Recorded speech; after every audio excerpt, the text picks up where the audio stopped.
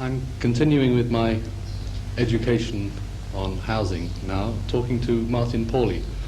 And the word that comes to mind is garbage. Why does that come to mind? Well, probably because I've been writing and lecturing about garbage housing for 5 years. It's a sort of key word, and I'm not 100% certain that it expresses what I thought it expressed a couple of years ago. Basically, garbage housing is a way of describing building with waste materials. The underlying idea being that we live in a society that produces waste materials in enormous volume, and we live in a society which has a shortage in terms of housing. And that those waste materials, if you analyze their constituents, are things like steel, glass, plastics, aluminium, fiber-based products and so forth, which are all by definition building products. Now, my view of it, and I'll state it simply at the beginning, is that if there is a way to transform by design, by the design process, that waste material into usable building material, then you can feed a surplus into a shortage, and greatly... Yeah, but the shortage of housing is not necessarily due to the shortage of building materials. No, the shortage of housing in the present time is, it's not directly related to shortages of building materials, you're right, but it's related to the extremely low productivity of the building industry. Now, that's a central point which many people ignore. And to make it clear, for instance, if we compare the productivity of the automobile industry or the consumer durable industries with the housing industry, we'll see. For example, if in this country, by some magic, all the television sets disappeared overnight, they could be replaced within 6 years on annual production. Now, if that happened to housing, it would take 64 years to replace them. That's an index of how our mode of providing housing is quite different from our way of providing other industrial products. And the basic element, the real center of the housing problem, in my view, lies in that failure of productivity. The building industry cannot produce at the rate that industrial production can work. They would claim that it was shortage of land that inhibits them from producing. Well, if you consider political realities as they are at the moment, the shortage of land is merely a function of a number of administrative delays. There is no reason why land cannot be made available. There's no absolute shortage of land in this country, not even in this country, and we're very densely populated. The shortage of land is an expression of an economic situation and a bureaucratic system of control. It's not a real shortage. There again, shortage of money also would be another thing that would commute. Well, shortage of money depends on what things cost. If we produced television sets the way they were produced in 1938, they probably cost £2,000 each. Now that is, in effect, we produce houses the way they were built in 1838, and they do indeed cost something like 20,000. So your strategy for using waste materials is basically to make houses cheaper and thereby increase productivity. Basically, what I think is necessary is that the relationship between the consumer industries, the ones that produce consumer durables, cars and all that sort of thing, the relationship between the consumer industries and housing must be changed. At the moment, housing is an economic pawn in the consumer game. If you're an owner-occupier, you can access the increased value of your house, use the money you get from the increased value to buy consumer goods. Now, what I would like to do, or what I think must be done, is to integrate the housing effort with the whole process of consumer production. That is, to shift the resource base of housing away from its present specialist, building materials, craftsman orientation, into the consumer industry. So it's a function of secondary use products within the consumer industry. The move towards housing in the public sector is obviously, in that sense, working against you in that way. I mean, you want to see housing more a part of industry and commerce and less a part of the public sector? Or well, indeed. It's a misnomer to talk about housing moving in the public sector. It's paralyzed in the public sector. Costs have increased enormously. There are cases in the papers every day. Hillingdon Borough Council spend £230,000 buying 6 houses, which they then knock down and replace with 4 garages. And that's a silly, spectacular example, but there are cases where the GLC, in real terms, for instance, when it rehabilitates a house, 2/3 of the cost is overheads of the GLC, and only 1/3 is actually the cost of rehabilitation. The whole process of municipalization, which is really an ancient political idea, 60, 70 years old, removing the private landlord altogether, buying him out with local authorities, is utterly ruinous. The cost of the public housing program has become intolerable and impossible. They're literally in the, for instance, in the sort of, if you like, this what's at the top end of the public sector market, which is housing societies and housing associations. They're actually cheating in financial terms because the cost of developments has become so high that they are it's no longer possible to defray them on a housing revenue account. That is to say, the people living in the developments can no longer afford to pay for them. What the Housing Corporation does now is write off 60 or 80% of the cost against capital account and not revenue, which means that they're just printing money to build the houses. They're cheating. Yeah. It means, to your mind, houses have got to be built cheaper. You see that as the only possible solution. Yes, because the current economics of housing are unworkable. You only have to project them forward from the present extremely dangerous situation. Just project them at present rates of increase through for 5 or 10 years, and you'll see that it's utterly impossible. It cannot go on like this. Furthermore, you can compare, as I've done, with the car prices. Now, people think car prices are incredible now. They've gone up amazingly in a year. But if you take the car, I want to leave aside any argument about whether it's fair to compare a car and a house, but take the car as a complicated, high-performance industrial product and compare it with a house in terms of cost, just to get some idea. When we will accept for a start the productivity in the motor industry is 5 times higher than in the construction industry. Productivity on what basis? Per unit. They can produce 5 times as many units in a given time but per any given time, not per man or per pound? Oh, indeed, per man as well. You can express it in different ways. It's even more dramatic. The increase in value over the cost of ingredients, if you like, what it costs raw materials to go into put into the motor industry and what the product is worth when it comes out, the increase in value is enormous. It's far greater than in the construction industry. But I don't think anyone would argue with that. What I wanted to point out was if you take the decade 64 to 74, which I did for purposes of comparison, take the cheapest 30 cars on the British market in October 1964, that would be 30 cars under £1,000, and see what happened to those cars or their equivalents by 1974, by October 1974. Their price had in fact increased by 196%. Now, you can take off 100% because the purchasing power of the pound fell, in fact, by that amount during that period. So, in effect, you got a situation where cars had, it's not 1992, cars got actually 8% cheaper in real terms between 64 and 74. Now, those are incredible figures, but they're substantiated by Treasury and government publications. They actually got 8% cheaper in real terms between 64 and 74, whereas houses increased by 300% over the same period.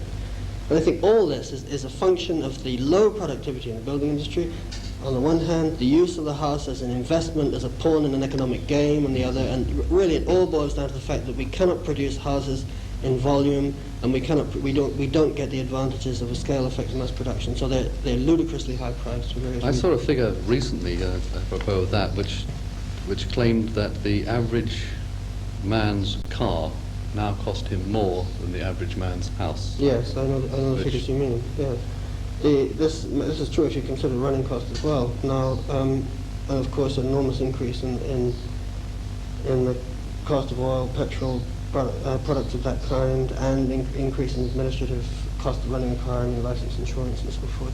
That's true. Do you think that reflects the kind of values which society places on house and car? No, I don't. I think I think the figures need to be. Well, no, let's take that back. If you elaborate that, what do you mean reflects the value? You think people think their cars are more important than their houses? But it would seem that way from that figure, that they do in fact, spend a sizable portion of their income on. Well, of course, there is a tendency. It's nowhere more evident than in this wretched city to regard the car as some kind of useless luxury. It's really just hurled into the city to block up everybody else's traffic and strangle public transport, whereas of course it's absolutely essential for most people's way of life. Furthermore, the actual costs of running a car have to be really analysed carefully, because 40% of the private cars registered in this country are company cars, and so a lot of those costs are lost in company expenses. It's as high as that? Yeah, 40%. I mean, I feel very bad about driving a 5-year-old Volkswagen as being a certain sign of failure, and I was quite relieved to discover that at least it was mine and didn't belong to the AA. So. Incidentally, do you live in a garbage house? Of course not. It's almost impossible to live in a garbage house. There's only one garbage house in the sense that I'm talking about it. in existence, and that's in Holland. So I want to clarify that. When I said at the beginning that garbage housing is an ambiguous term in relation to what I mean, I used to think it was an excellent term because it combined a pejorative term, garbage, with a value term, house. But really, I see it as essentially a design approach. That's very important to understand, that you can design consumer containers and packaging in such a way that when their first use is finished, they have an undamaged potential for a second use as construction materials, which gives you certain advantages. One, the cost of producing a building element such as a brick, we'll compare a bottle with a brick. The cost of producing this brick is covered by its function as a container, A. Its distribution, to a great extent, is covered by the distribution cost of the product it contains, which is to say that you're using a consumer distribution network, which takes the product from from where it's manufactured, fills it with something, distributes it to your supermarkets all over the country. You're using that as a carrier for building materials. In effect, you're offloading an enormous amount of the cost of building materials by doing that. And of course, furthermore, I mean, what's most important and what some viewers may not know is the enormous disparity in production figures between these things. We're talking in the case of bottles. And bottles already, even without redesign, are very close to the strength requirement for bricks. It only needs a small alteration to the design to make them as strong as bricks. Bottles are produced in something like 8 times the volume per year of bricks. And the same runs through all these various packaging elements, cans and plastic containers and so forth. If you approach it as a design problem, you have enormous advantages. You use the consumer distribution network as a carrier, you defray part of the cost of producing the product, and there are curious advantages that only become evident as you examine the possibilities. And as you say, you've been examining the possibilities for the last 5 years. There's one garbage house in existence. How close are we possibly to seeing some such ideas implemented on any scale whatsoever? Well, not as close now as we were some time ago. The one garbage house that exists, the Heineken one, Heineken did a project redesigning bottles in 1960-65. That was, of course, before I even thought about the subject. So that's nothing to do with me. I did have a brief flowering period in 1972-3 where I was invited to go to Chile and talk about garbage housing there. And the Chilean Ministry of Planning sponsored a research project which I carried out at Cornell, based on the idea, even with the small consumer sector in the Chilean market at that time, that retrieval of certain packaging and containers, plus increases in production of bottles and cans as an indirect means of increasing the supply of building materials, that see the possibilities of doing that. That program is quite a large part of the book Garbage Housing that's allegedly going to be published this month by Architectural Press. Well, what sort of steps do you think would be necessary to implement some of that? I mean, presumably you are convinced that it would be a good plan to implement some of these things. How would you possibly go about it, and how do you make a thing like that happen? Well, it's extremely difficult, and I'm not optimistic about it, because I think that what I'm talking about is a strategic change in the approach to housing, whereas what is going on nowadays is an endless fiddling with tactical details.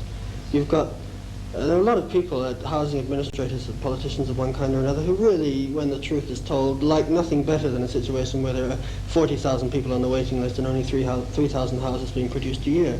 They just love arguing about who should get them and who should move out of big ones into small ones and so on, and they like to produce graphs, densities, mixes, and all this stuff. And I really believe that is its utility is demonstrated by the present reality. The housing situation is getting worse and worse.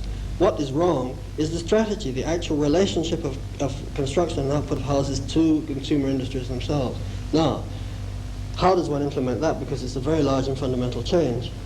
In my view, it's extremely difficult to do it unless you take some marginal sector of housing output where, if we like consumers in relation to housing, would be more amenable and more adaptable to it. My belief for some time was that student housing could be an excellent experimental ground for this type of work. And indeed, apart from the Chilean thing, which of course came to an end with the Allende government, the only other development that looked at it for any time as though it was going to start off was in Manchester, a student housing project in Manchester was going to be based on garbage housing. But it's extremely difficult for reasons that probably are clear already, which is to say, if I believe that efficient use of waste materials in this way is a function of redesign, then the redesign has to be carried out first. If you try to build houses out of unmodified cans, bottles, and so forth, which is what I did at Cornell, you end up, I regret to say, with a fairly low-performance product. And also not cheap, I should imagine, if you're actually, if you're actually having to arrange for collection, etc., of all the materials, whereas if there isn't a network set up for doing it. No, it's still incredibly cheap. It still is. Price, yes. You can. I mean, we had half a dozen people working on the garbage housing project there. We had no problem in collecting anything we needed, and that was a small town, 8,000 population. And you're not. I mean, you don't envisage actually. I mean, if this kind of system was set up, you wouldn't envisage people living in what might be called substandard housing. I mean, they're not. You're not in fact asking people to live in, On the contrary, in huts made out of bottles and bits of tin cans. No, I'm asking people, or proposing that people should live in a product as which I would compare with a motor car. I mean, a lot of people describe contemporary cars as junk, but in fact they're extremely efficient utilization. The weight of the average car has gone down enormously in the last 15 years. Enormously lighter materials go into it. The envelope itself is much thinner, and so forth. I would regard a garbage housing product, in the way that I use the term, as sophisticated and responsive an environment as a car is. No reason why it shouldn't be as good, if not better. What about the actual proportion of costs in housing that is represented by the materials of the structure? Presumably some things like the servicing, the plumbing, the electricity, all the other services wouldn't vary that much in costs. I mean, you can't use second-hand electric plugs or second-hand plumbing, or the only contribution which the waste material is making is the actual building structure, if you like, the cladding, the walls, and how much is that significant in the total cost of the building? Well, if we assume that all the carcassing was encompassed in that way, which is reasonable to assume, that would be 40%. I'm not including the cost of financing, because that's really the blockbuster. But Yes. my attack on the cost of financing would be by greatly reducing the price of the product itself. And of course I would sympathize with any attempt to remove the land speculation component from it altogether, which I'm convinced that this or a successive government will do very soon. So we'll take that out. So if we take carcassing, we'll assume that's around 40% of the cost. Now there are various approaches that could be taken to reducing the cost of servicing. There's a lot of interesting work being done, this is not specific to my work, being done in Cambridge, for instance, on autonomous servicing systems, not necessarily energy inputs, about which I'm dubious, but more interestingly, I think, on drainage waste systems and so forth. There are considerable, when you examine it, there are a considerable number of possibilities in those areas which have not been carried out. To give you just one example, there's a system of drainage called rotting eye drainage, which doesn't use manholes. It was developed in the 50s. And it, of course, reduces the cost, because of the cost of laying bricks to make manholes, reduces the cost of a drainage system by 2/3. Now, it is demonstrated in tests in the 50s that manholes were, in fact, far from being a means of clearing out drains, were actually a source of blockages in drainage systems.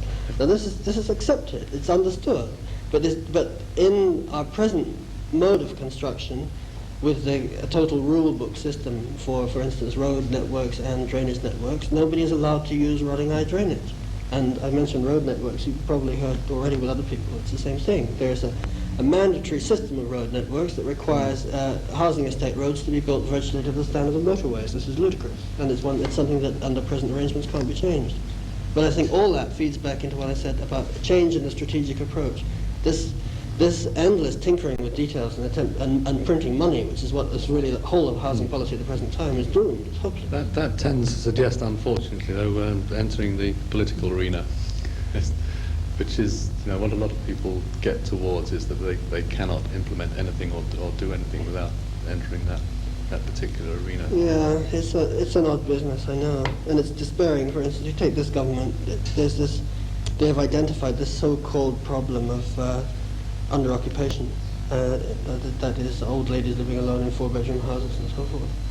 And the simple answer to that, of course, in a non-ideological sense, is to allow them to sublet. Now, if local authority tenants all over this country were allowed to sublet tomorrow, it would make a bigger dent in the so-called housing problem than anything that they can do by printing another £230,000 to buy a house down the road.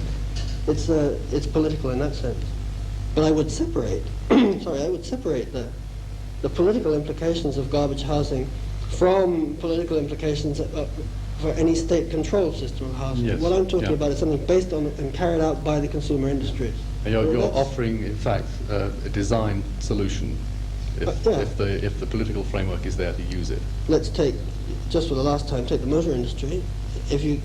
The motor industry presently is packing up shop because it can't sell its product. Now the motor industry is kitted, organized with design teams, with machine tools, everything organized for producing pressed metal shells. Now they could be houses. It's as simple as that. And where Martin? politics comes into that, I don't know. Thank you very much.